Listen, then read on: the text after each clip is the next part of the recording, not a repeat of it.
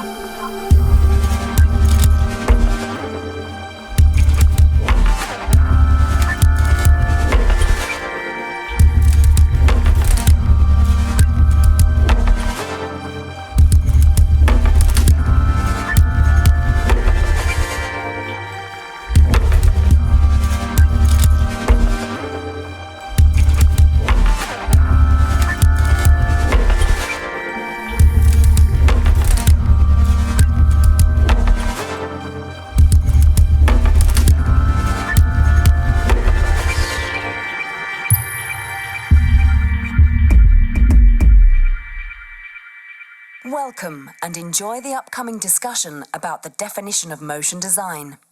It will be held between Danny Yount, Sander van Dijk, Alan Záruba and Vít Zemčík.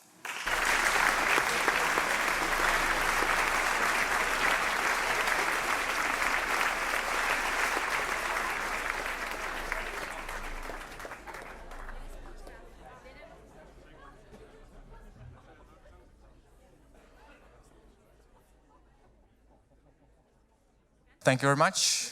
Welcome to the first discussion, which will introduce the whole festival, and we will try to find out how to define motion design, if it's really possible or not. So we'll see about that. Thanks all the guys who came for the discussion. I'm very glad to be here in such a all-star team. And I will start with maybe a bit longer video than it should be, but it's I'd call it ultimate showreel of motion design, just to get you in tone, what we're gonna talk about.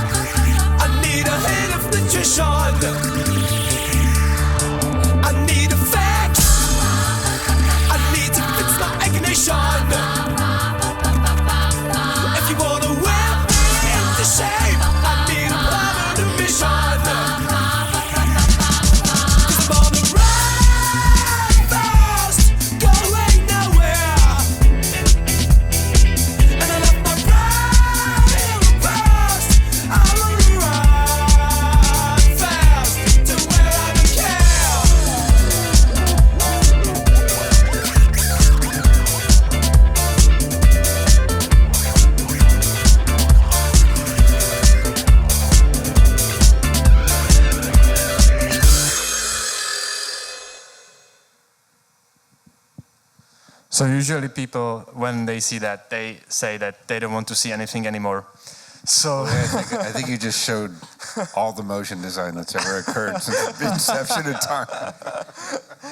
yeah. So basically, I would like to start with Danny, and because I heard you in a podcast, I guess, that you mentioned that you don't really like how motion is defined nowadays or what it absorbs. But could you like tell us what's your definition, your personal definition of motion design, and how you see it? Yeah, I mean, I probably came across as the grumpy old designer when I was saying things like that. I think what I was trying to say was we get a little confused sometimes, and I think we also get a little fixated on it. Like, I mean, who cares in a sense? It's a way of communicating, and I think it's important too for designers of all types that we understand that what we are doing is speaking to one another. And I think sometimes with motion design, we get a little bit immersed in our abilities to use techniques. You know, it's the same old problem that graphic design has always had. And to survive as a designer, and I mean it in a good way, to continue a good, healthy career, you must remember sort of the roots of why you're doing what you do. And the exciting thing about motion design is it keeps you, it's a very exciting thing because you could do so many things with the way that you communicate. So I think that's all I was trying to say. All right. I would jump to Alan, and I would ask, like, how do you feel about the industry? Is it something that could be defined as a whole movement or a whole creative field, or is it really an intersection of many different kinds of creative roles in it? Well, hello. I think that when I saw your showreel, I think that that's the answer itself. I think we are talking about defining motion design, but I come from typographic design field, so pretty traditional profession, I think, nowadays. But I think that motion design is the definition of graphic design of 21st century. That the things which were done by the guys in the 20th century who were focusing on proper visual communication, setting up the field for corporate design identity, for aesthetics, for using type in prospect for promoting things and communicating stories among people, that it's now done by another level in motion design. And so in that way, I don't think that the definition is needed. I think for me, it's a field where traditional method of creative work and creative disciplines like typography, visual storytelling, filming, photography, and other fuel of visual communication is taking new meaning and getting new meaning. So it's a kind of combination, and that's how we communicate now. Okay, and as it's an intersection of different fields, I think usually motion designers come from different backgrounds, and so if I understand right, you're from graphic design, I'd say, and then you're also from graphic design. Is it so? Yes, that's true. Actually, I started in annual report design. All right. And Sander, how was it with you? How did you start, or like, what was your field of getting into motion design? Sure. My field was actually architecture and carpentry, and from that I moved into motion design. How does it connect? It connects in a lot of ways because architecture, it deals with a lot of geometry and a lot of the mathematical concepts behind what we do. So I think it's a very interesting blend, and I feel like we all come from very different backgrounds, and that creates a really dynamic and interesting, scene of people. So to say that there's like one perfect background that you should have or could have, it should be the background that you are most interested in, because then that's going to carry through into a new medium. the new medium of communication, like Danny Yount said. And do you think that there's a definition needed, or? I think that motion design is kind of the name. Motion design itself is not really a name, it's just motion and design, two words glued together. And I feel like it's more like a group name for all these new mediums that are coming out and that we're playing with, and we're not really sure yet what to call it or what to do with it. I think there should be a target, though, because, for example, if you dabble in VFX in motion design, you probably should maybe kind of compare what you're doing to visual effects in film, you know, at least as a standard. And I see motion design sometimes getting trapped in this bubble where maybe you shouldn't try to do that kind of fluid simulation. You know, maybe you should turn it into something that's more abstract and vector-like as opposed to just a really cheap-looking, you know, explosion or something like that. So we should, as designers, kind of, I think, this is my own personal opinion, I think categorization, at least in what we do as a skill set, is probably a good thing to do so we could learn to focus on what we're really good at. I see. We had a really quick poll on our website for public. What is like dominant part of motion design? And we set the same poll to practicing motion designers just to see the difference, if there is one. So I was just like ask Honza to put the results.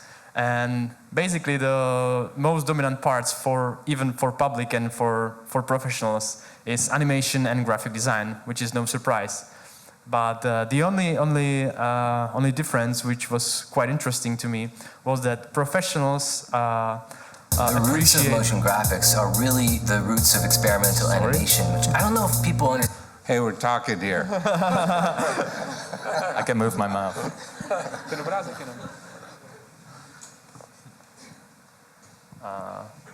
Right. All right. So the interesting is to me that professionals. The roots of motion graphics. Technology. You have one more chance.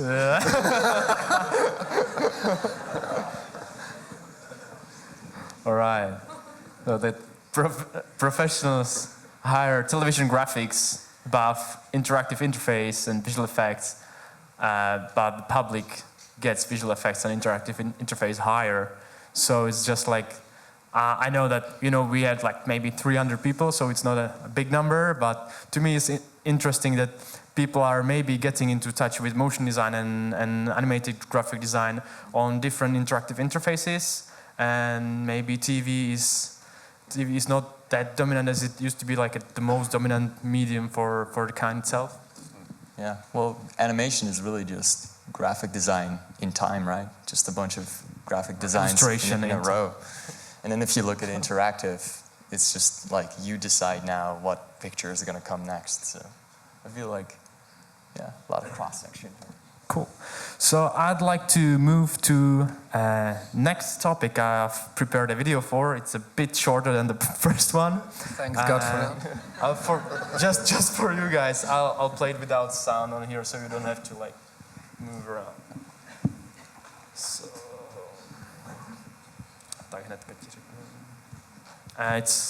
you'll see. The roots of motion graphics are really the roots of experimental animation, which I don't know if people. It's played on our screen.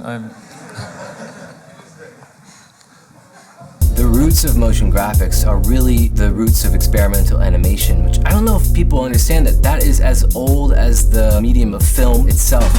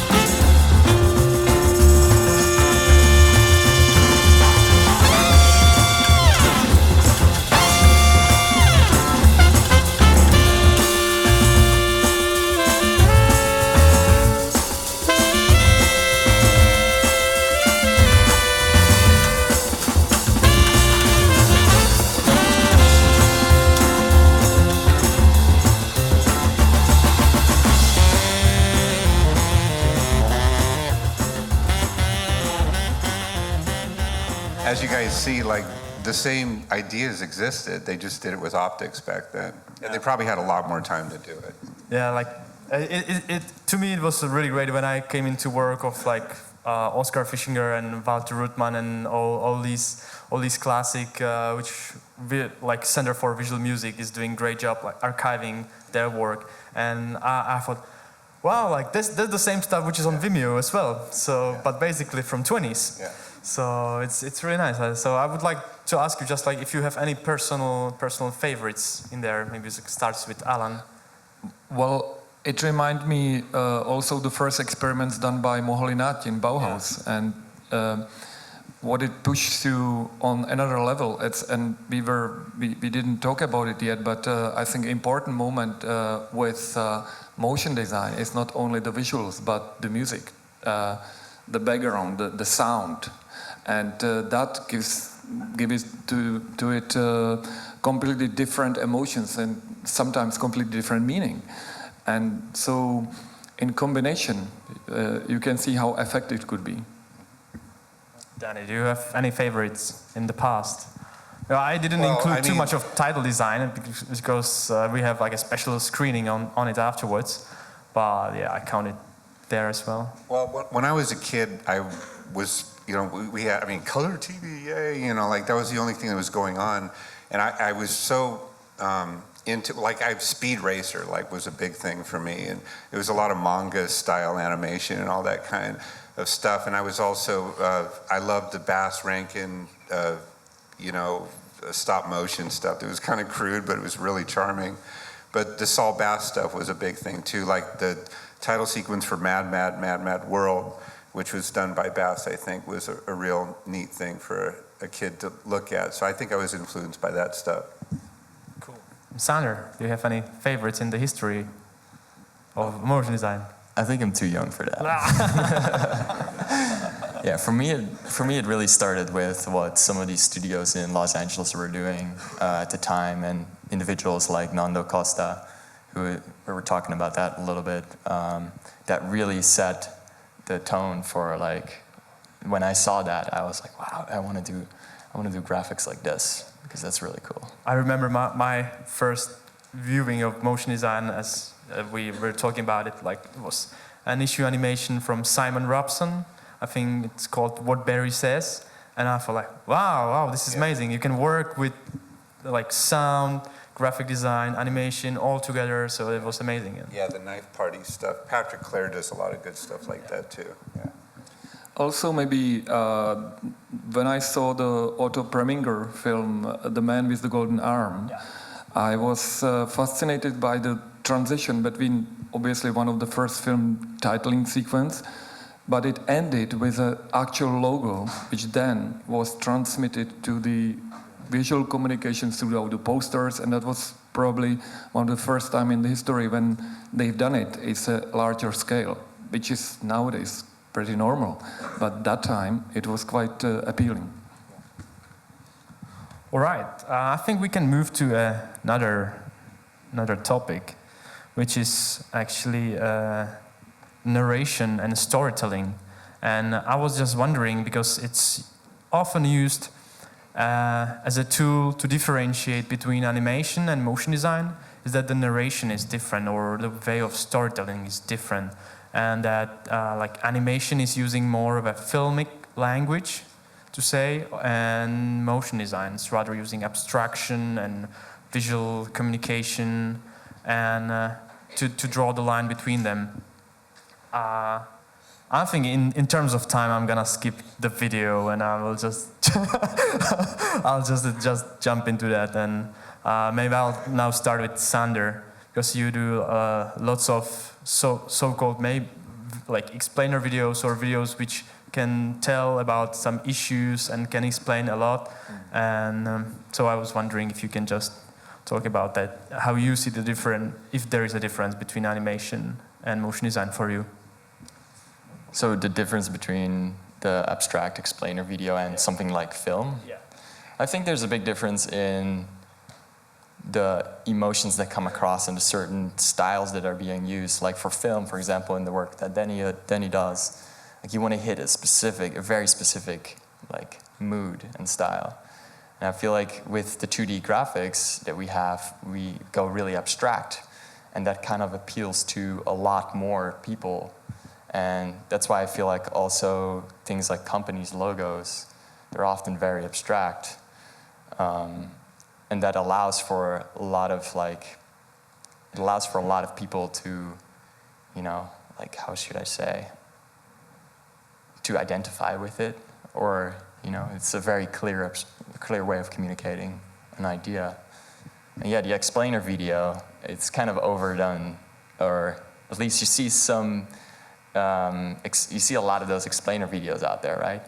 But it's still a really good medium for communicating a certain concept, and narration is often used. And yeah, you see that at some points there's a certain template developing of everyone's doing it the same way, but I think you can explore a lot with that. There's a lot of different ways to tell a story, and I would like to see more of that, honestly, personally. But yeah. I just liked what Justin Cohn, the founder of motionographer.com, said, that the abstract visuals in motion design, they kind of resembles the very olden days when we just gaze into fire, into an abstract movement, and we were just maybe telling stories or something. So it's still kind of part of us. So we like flickering imagery and voiceover, and that kind of feels good or natural to us. So that was just a nice explanation to me.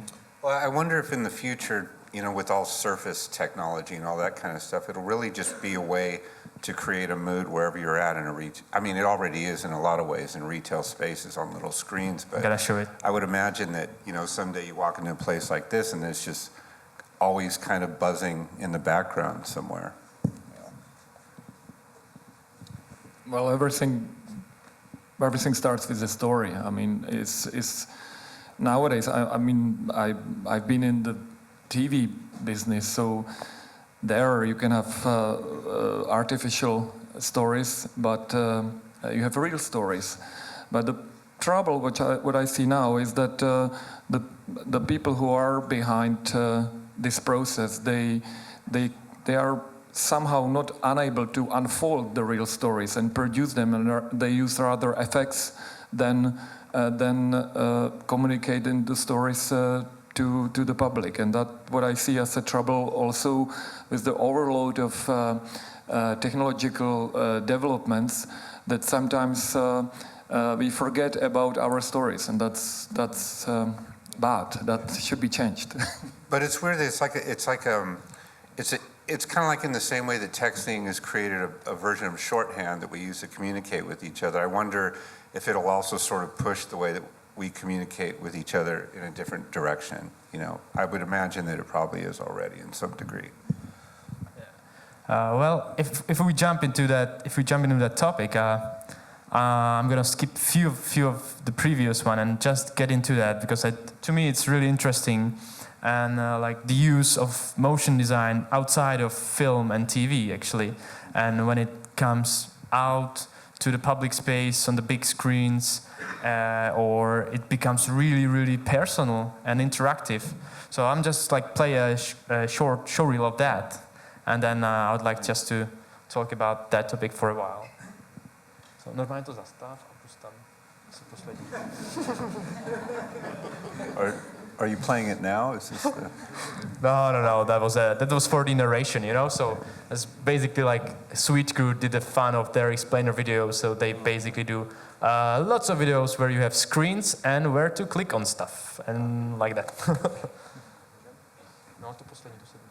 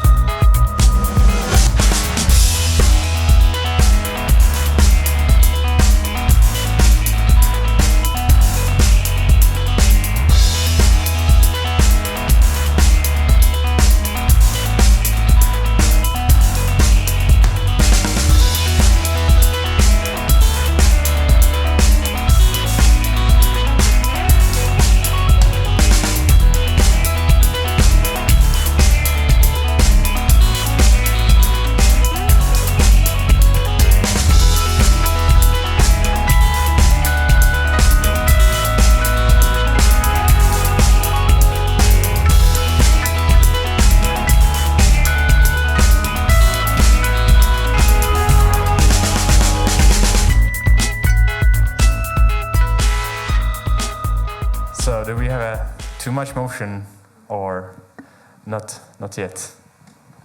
Is that a question? We have to. Well, I mean, maybe we have too many motion reels this morning, but I'm just kidding. I'm kidding. We have to. I mean, our world is younger and faster every day. I mean, it's an attention span thing in a way. I would imagine, you know, it's kind of funny though. Design's a funny thing. Like whenever a certain craft reaches a level of complexity that just becomes maddening, then someone does something incredibly simple and just cuts through everything. And then everyone's like, you know, simple, you know.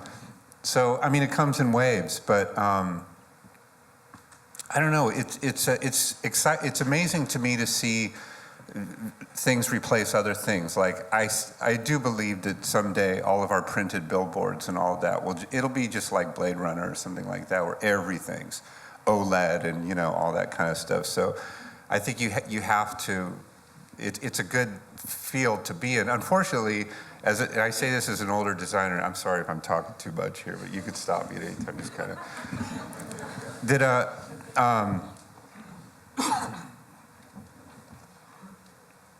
what the heck was I going to say? As an older designer. You looked yourself in the... Oh, that was awesome. That was a good motion now. Let it happen. But, you know. All the printed billboards get... Well, yeah, I mean, they will. They'll replace someday, so.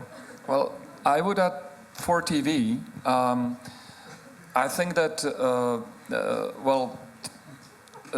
motion design or self-promo or visual identity in TV is another way of how you advertise your work, and so it's a way how to sell your product to the people. The problem is that we don't know who we to sell because we are now having, I mean, in the TV for which I work, every day we have discussion who are our customers, because we would like to address wide range of people, but we basically can't address the people who don't watch TV anymore, and that's a large portion of people, younger generations, that are much more interested in looking at to choose their own channel, to choose their own TV.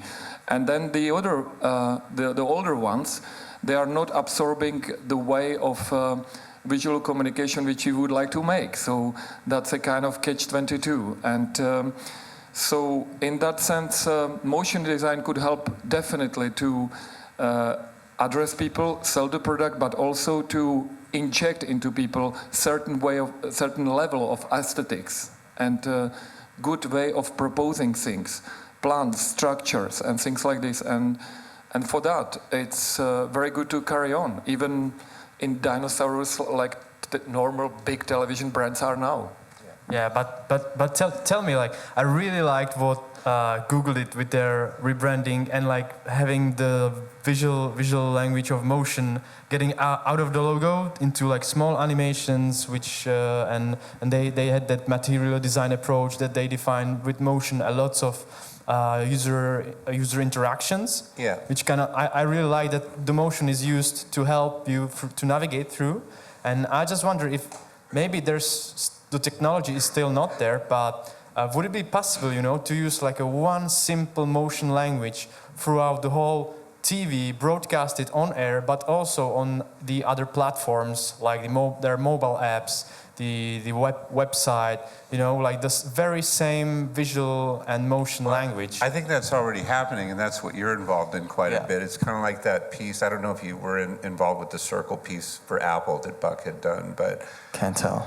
yeah, it's fascinating. Yeah. I mean, But what I think is that we're starting to create more like data and information in our world, and we just find that the old mediums that we use to communicate with are not able to handle all this new information, and also not the speed at which we consume the information.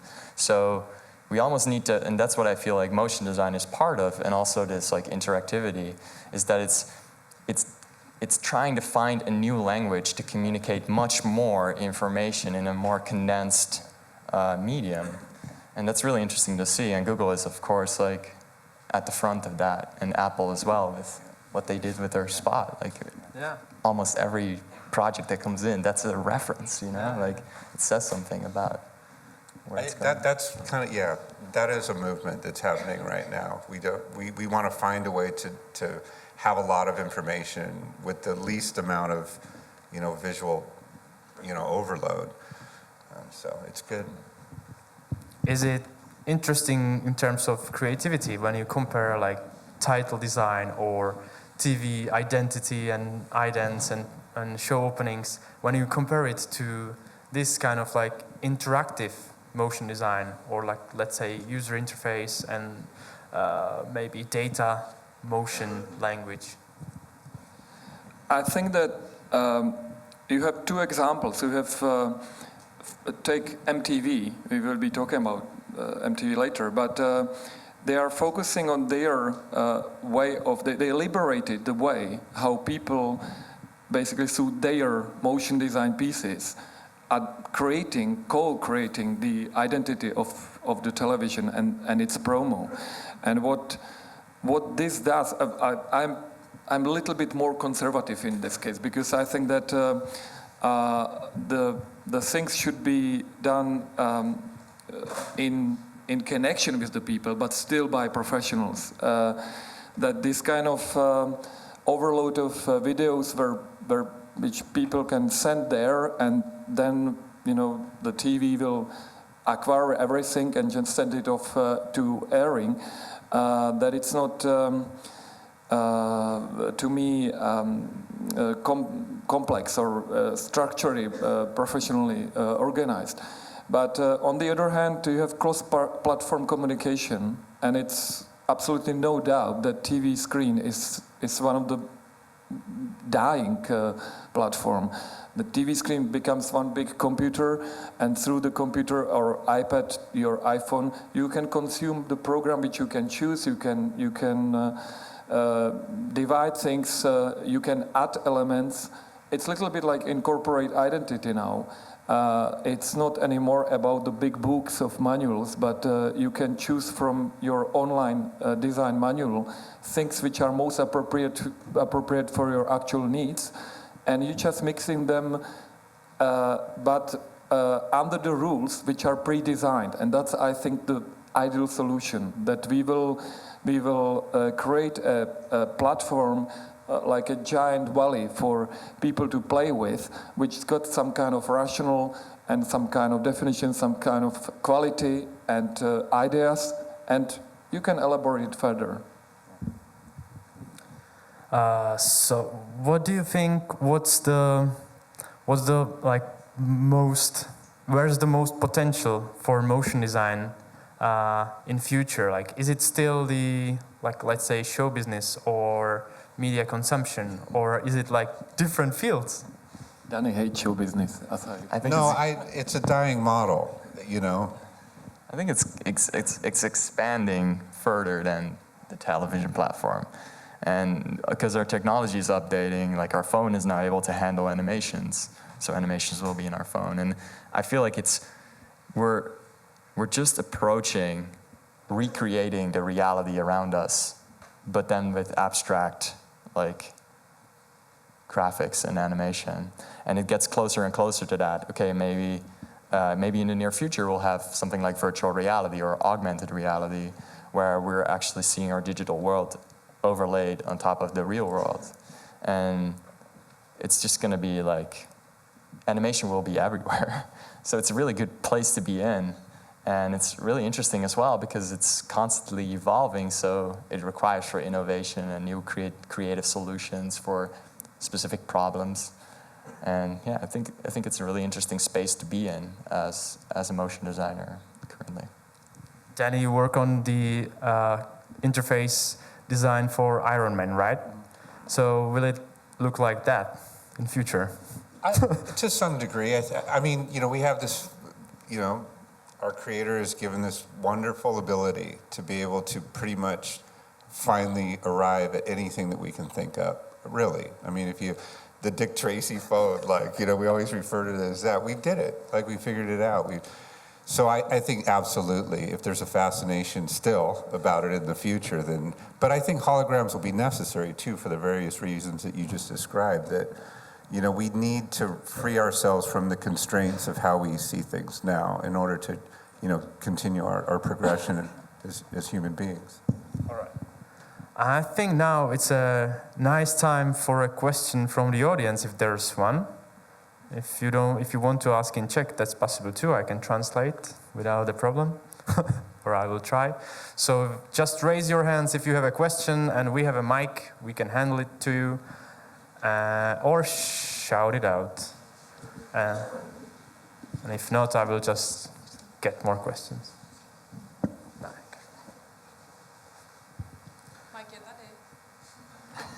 Yeah, just so, because I'm looking at the guys and I wouldn't see the hand, just shout, I have a question or whatever, and Silva will give you a mic. And during that, I will continue the discussion. And as we speak about technology, I would like to jump back to reality and not future. And I would like to ask you, how important is technology in the whole field of motion design, and how it's setting the trends in terms of production, but also like the visual way. If it's just a tool, or if it's defining thing. You can start it, Al. Technology moved the history of graphic design in 20th century. Everything when metal type ended and lithography came in, that dramatically changed the way of visual communication and visual vocabulary. Then obviously digital changed absolutely everything. And nowadays, I think I am not as competent as these guys to talk about technologies, because I think that they are using them much more than me. But on the other hand, I think that if the technology is used more than for a prospective sense of mind, for a good story, then it's only play with technologies. And to overplay technologies for the prospect achieve some kind of effect, that's not really my world. So I would use technology to maximize the possibility to liberate my working process. I have to work with, on one computer I can do much more now than I could do a week, sorry, not a week ago, but 2 years ago. And you have small teams, and obviously it liberated the work, very much so. Allowed very talented young people to address even big projects and big markets, and that's what I feel it's the best of the best. Danny. Well, I mean, technology's always driven what's next, right? I mean, now mobile technology and all that kind of stuff. So, I mean, they're just hand in hand. You're with After Effects since the very first edition, right? Yeah. So you mentioned that in one podcast. I remember, yeah, it was COSA when I was first using it. I Photoshop 1, all that kind of stuff, Premiere, Quark Express. I don't think they still use that anymore, but always, it's a wonderful thing that it keeps the field exciting, but with everything, with whatever we do, that's why we love what we do, right? Because we're not stuck in the same way of doing something year after year. There's always a new way to do it. The challenge is, as you get older, to sort of let go of the way you used to do it, and try to keep continuing to adapt. That's incredibly important. But you do, right? Because I heard absolutely. Well, because I love it. To me, it's exciting, and I want to know what's next. There's a lot of people who don't, but for good reasons too. They want to preserve the way that we communicate and what it is that we're showing is, because I think we can be a little reckless in the way that we handle this, and we do it as an afterthought, and we don't really think about. That's why I like what you do. That's not an afterthought to you. You're really going through why you're doing exactly what you're doing, and we have to keep that in focus. I know a lot of designers in the industry that they just don't care. They just want to do some cool stuff that moves, And it's unfortunate for them. They might get a little attention for a little while, but then 10 other people did the same thing they did, and now they have to validate why it is, why are they doing what they're doing? And so it's important to keep that in focus. All right. I think also this new language of communicating, it's also about understanding the world around you. Like before this whole era of technology and whatever, like if you sat down with a sketchbook and started to sketch another person, you were trying to understand how the human body works. You're trying to understand how the physical world works with perspective. And I feel like that's still sort of how we're, using this craft. It's understanding the world around you. And we as humans see very interesting patterns in the world that we live in. And we can abstract those patterns out of it and make them visible using very abstract shapes, using geometry, which is really, if you think about it, just the concept of the mind. It's not really, perfect geometry doesn't really exist in the real world. So it's really us understanding the world around us, which I find interesting. When you start a project, you start with a pencil or on a computer? I do start with drawing, yeah. Just quickly sketching. It's so fast, yeah. So it's just because it's faster, yeah. And then I move on to illustration, or I go directly into animation. But yeah, I also try to find I find a reason why things move a certain way, or if they have to move at all. Sometimes they might not even have to move.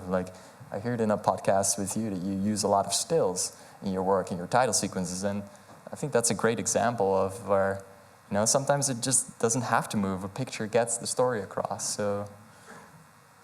I would add one thing where technology is very important now. I think Mark Potter will be showing in his talk when they designed RTL News.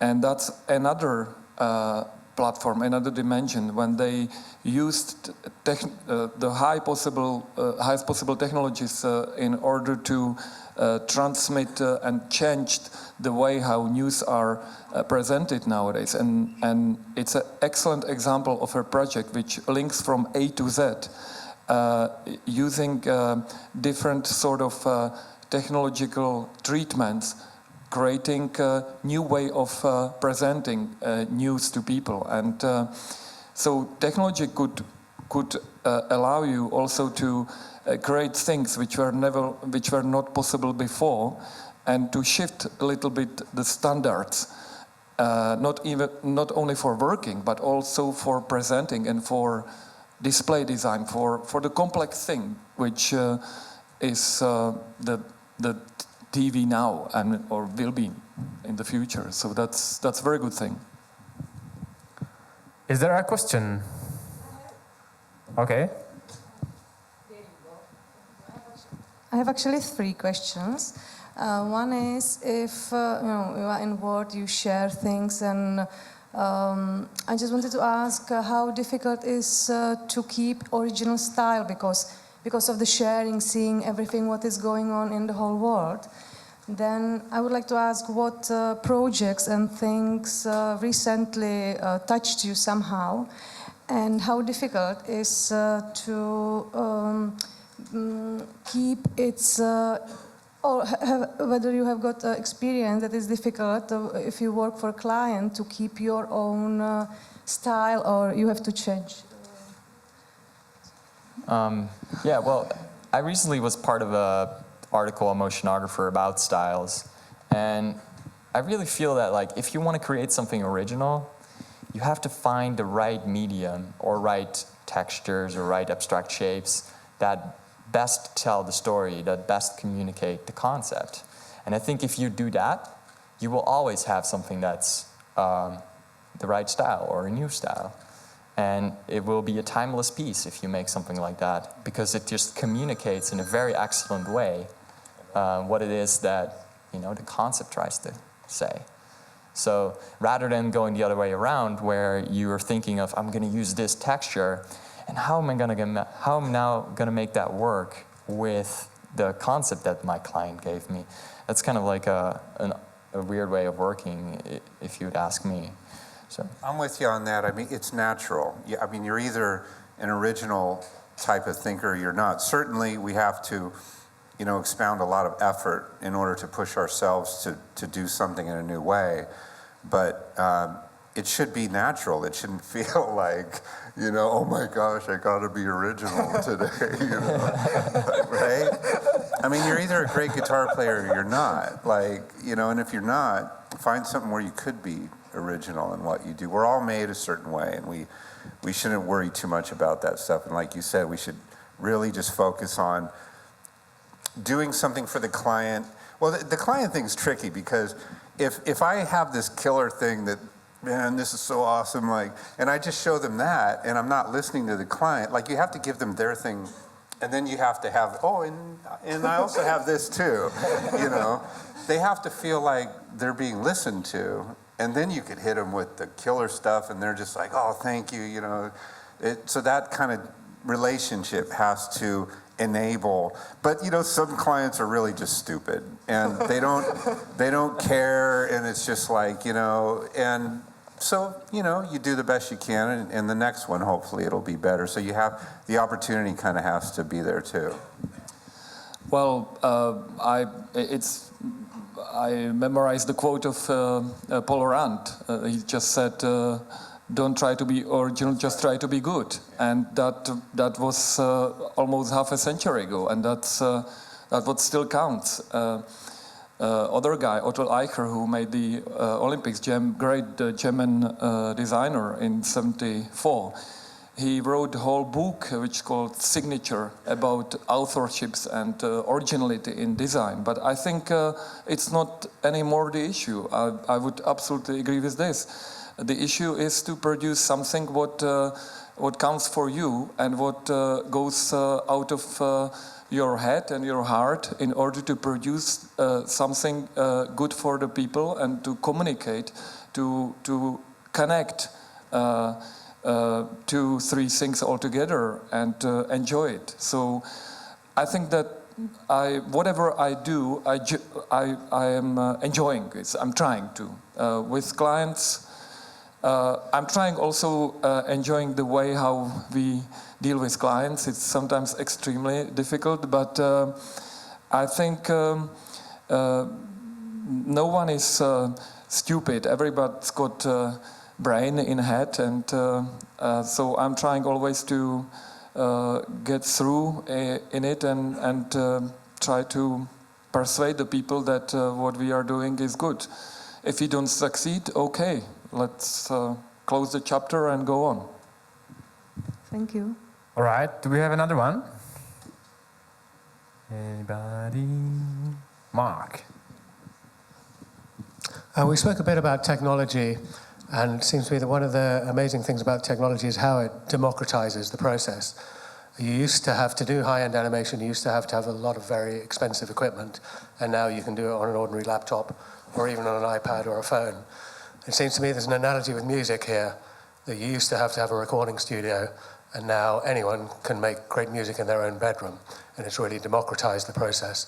So now that there are animation apps that you can put on your iPad or your phone, do you see a place for amateur animation, or do you think that it should still be the domain of the professional? I think creation tools are extremely important, right? And if you look at your phone right now, it's hard to make something creative with it. It's hard to make an animation with your phone right now because the apps are not made for that. I'm actually involved in a team that is currently building something like that.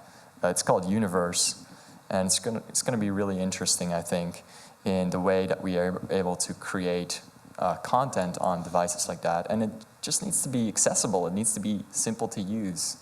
You don't want to dive into After Effects to just create like a super simple animation because you want to communicate something. And that's one of the reasons I'm also so involved in tools and writing about how software could innovate on today's technology and today's challenges. Because I think visual communication is going to be the language of the future, so we need software that can keep up with that. We need software that makes it possible for you to create an animation in a couple of hours or a couple of days without sitting there rendering and stressing out about it and needing plugins and all that stuff. So yeah, I hope that the future is going to be better for that. And I think it's a lot of like us as designers need to share with people that create software what it is that we want to create and how we create certain things. How do we think? And then if we share that information, they know how to build programs that work well for us. Just to add to that quickly, that I've noticed that Google launched a platform for their Fivers project, which basically they pay for 1 year a group of creative people who can do something which wasn't done before at Google. And now there's time to apply, and a require is to create an animation with the tool they have on the website. So the animation is like essential language to apply for that position. And of course, you can like put more of a code in there and do like something crazy with animation and interactive code and stuff. But it's really interesting that the language of animation became so elemental that it's also like recognized as a way of applying for basically a job, which is interesting to me. Well, which is all the more reason why we need to be thinkers, really strong thinkers. If everyone can do the same thing, then we have to find a way to kind of, that's a challenge with today, is the field is so oversaturated. I don't think I'm answering your question directly, but the theme in this economy in that sense is that we're so enabled that it's only the people who can really think that'll kind of rise to the top. Do you have anything to add, Alan? I don't know if it answers the questions, but recently I was thinking about the applications in iPads and mobiles, because we have starting kind of invasion of Chinese capital here to Czech Republic, and I was thinking if there would be an app for me which could teach me Chinese, so I could deal with it and I could possibly be valuable on the market when the invasion really overflowed our market and we would need to speak Chinese. So I was speaking to one very good American-based but now living in Belgium calligrapher called Brody Neuschwanker about it in one talk which he had in Zlín recently, and he can speak Chinese, and he told me that there is like they are memorizing like 300 symbols and then shifting that in certain positioning, and the position defines the meaning. So if there would be an application, for example, which could teach me that, and I could play with it, and it could be a kind of visual game, and I could learn Chinese, the basic Chinese within it, that could be great use of technology for me. I mean, it's just... All right. Is there a last question about anything, maybe Chinese as well? Yeah, there's one.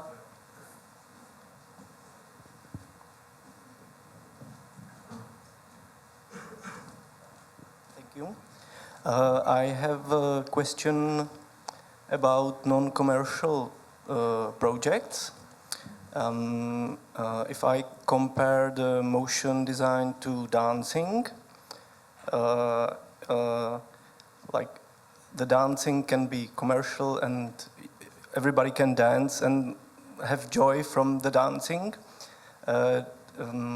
Maybe I don't have a question, but a theme. Do you, if you compare the motion design to the dancing, you can have joy from the dancing. And do you in your projects think about like making making the imagination of the viewer to dance and give them the joy of like watching your dance? Or I'm sorry about my English. I'm sorry about my English. You're talking about the difference between commercial and yes.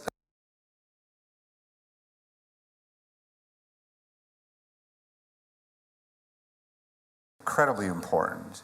Incredibly important. I think this is where you're going with this, is that has to actually influence our commercial clients. I mean, if you want to speak it in kind of in that terms, if a client sees that you're only servicing the commercial world and you're not still enjoying the dance, you're not still playing and trying new things, then they're going to see you as kind of being just locked into where you are. But aside from how people perceive you, we need to always rekindle that ourselves, I think.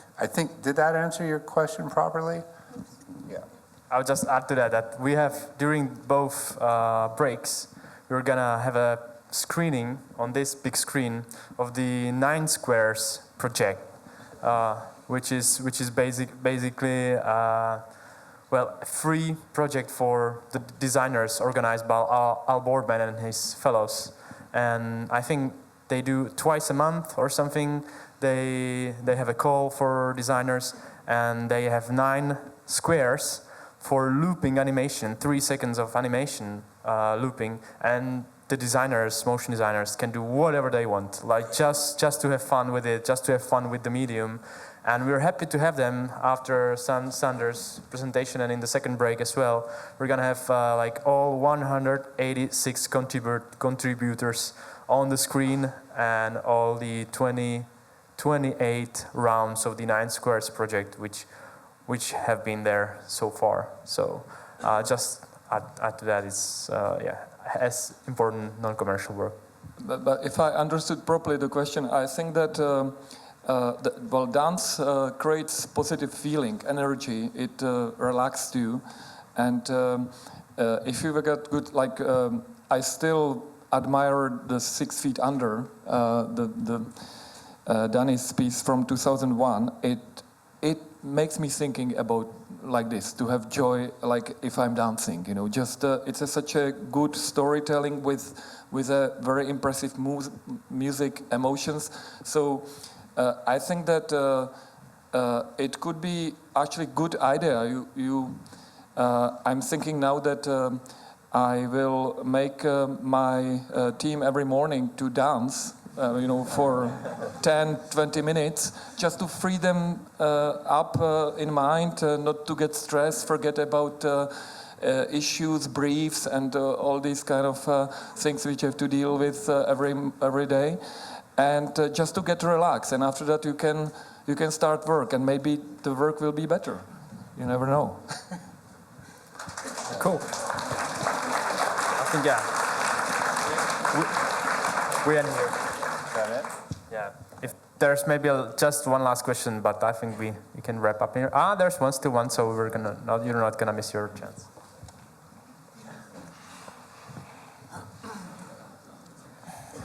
I'll remember.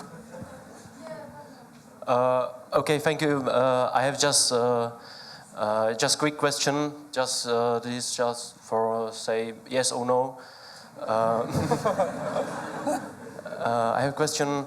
If you are working on your own projects, I mean not for customer just now, because I understand you have many projects, but just for yourself, I have some good idea and I want to do for myself and some presenting anywhere. Do doing this just now, or just for project for customers? If you understand me. So if I understand the question, like what projects I worked on recently? I mean, I'm going to talk a lot about that in my presentation, about doing passion projects that you really care about and how important they are for developing your own skill set. But really, like, you have a skill set probably of a certain quality of animation and design, and you have your own choice of looking at the world and looking at what things that you're interested in and how you could apply some of those skills and talents that you have to a certain problem or to a certain idea or a concept that you like to communicate. And yeah, I think it's like I'm actually trying to focus on doing 100% of projects that I truly care about and have something meaningful to me, because yeah, it allows you to grow, and it sets you off in the right path that you want to be going. So I take it as a yes. yeah, that was a very long yes. Okay, thank you. And to be more Yes or dark about the subject, like as a designer, you have to do that to stay alive. Like you got to keep doing that. But you should keep it in balance where it's a thing of love. You're not doing it out of fear. You're doing it, But if you've lost that excitement, just stop doing what you're doing and find something else.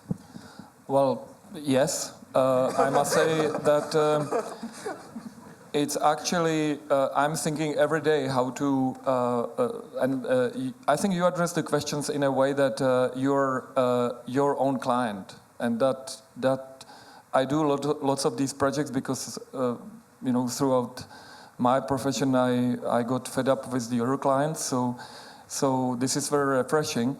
And it gives you energy for another way of thinking. But a good example of this is, for example, a very successful one is Mouvo. I mean, this officina made as their own projects for themselves and for you, for us, and for the profession. And that's a very good example how you can do it. Okay, and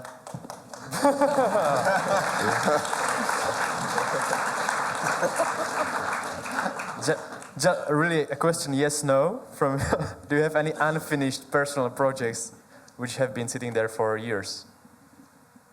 Yes. Okay. Yes. Yeah. Yes, the list Thank is... God, I'm not the only one. The list is endless. Great. And there was one question just over there. Hello.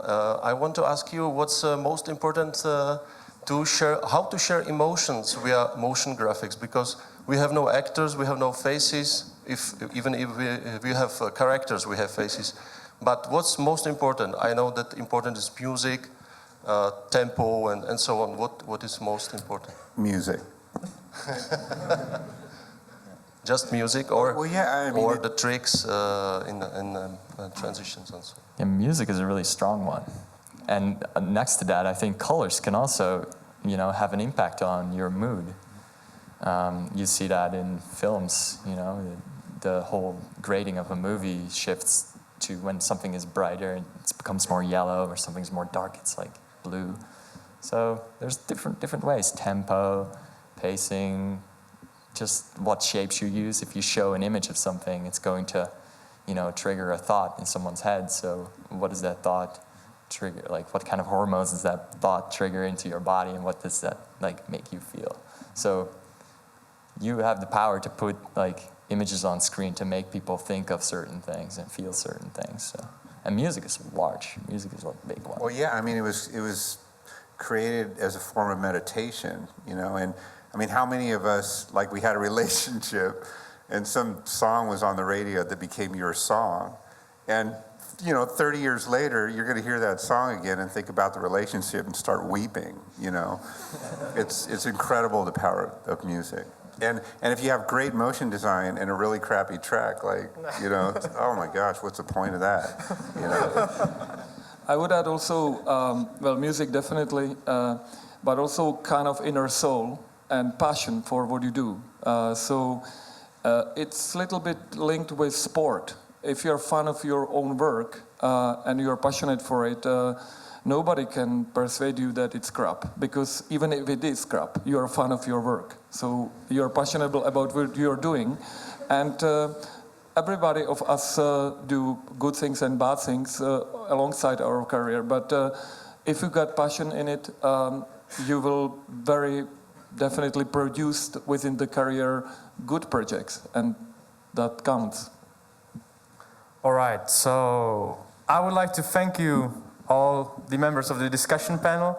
Thank you very much for this great start of the festival, and we might continue with the discussion during the night hours, I guess, on the bar. And thank you for listening, and we're gonna do a presentation of Sander after that. Thank you.